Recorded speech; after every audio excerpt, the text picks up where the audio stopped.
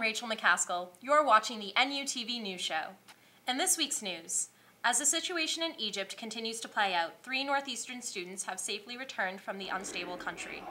The 3 students arrived in Egypt earlier this month for a semester in the Dialogue of Civilizations program, but studies were cut short when fighting broke out just 1 week after they arrived.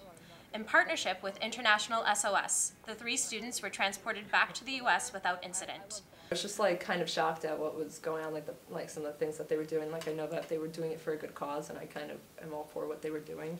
But some of the things like them burning down, watching the headquarters, the Democratic Party burn down, the fact that they stole stuff from the Egyptian Museum, destroyed the mummies and stole historic artifacts, and it was kind of disturbing. A student dialogue of civilizations was planned to leave for Egypt in May, arranged for 23 students, which is now under evaluation.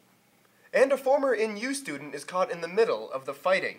NU alumna Layla Fadl is no longer being held by the Egyptian Interior Ministry. Fadl is the Washington Post Cairo bureau chief. She was captured and detained last Thursday in Egypt, but was released later that day. Fadl graduated from Northeastern in 2004. The word vagina can cause some discomfort in most conversations, but 2 Northeastern students have written and directed a play that gives an honest approach to women's relationships with their private parts. NUTV's Jason Schrand has the story. Advertisers have long known that what we see every day on television can affect a person's desire or even their self-image. But at what point does this influence become detrimental to our society? 2 student theater groups on campus, the Fortnight Collective and the Silver Mask, worked together to shed some light on the issue with the Vagina play, a performance of their own creation.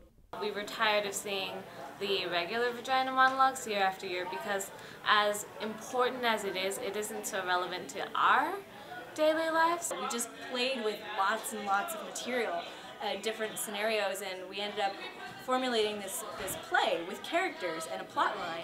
Inspired by the Vagina monologues, their play explores the sexual issues faced by young women and the psychological impact of the media on the female mind. What do women love? Weddings! What do women hate? Everything about themselves. The media spoon feeds us this image of the perfect woman. The perfect woman has to look like a Barbie doll, basically, and it's hard for people to know that there are alternatives, that people are all different. The Vagina show reminds us that women don't need to emulate the supermodels we see on TV. Beauty is present in everyone, and it isn't defined by expensive surgery or medical procedures. People are getting parts of their vaginas cut off because they don't think it looks right.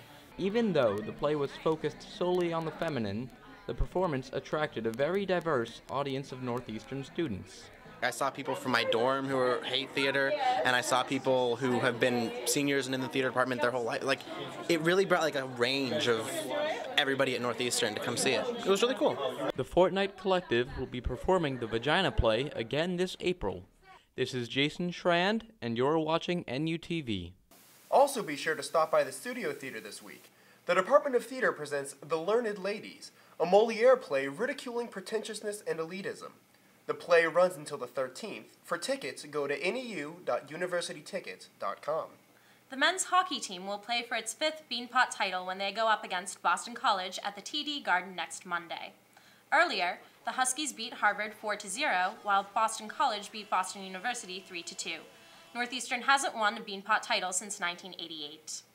Romance is just around the corner, bringing us to our question of the week. What are you planning for Valentine's Day? Well, right now, me and my boyfriend are probably going to go on a ski trip.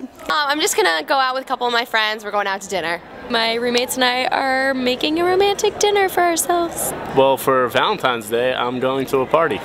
I don't have any plans on Valentine's Day because I'm in a long-distance relationship and my boyfriend is in India. So, yeah, just talk to him on the phone, I guess. And that's all we have for you tonight, Northeastern. Tune in next week for another edition of the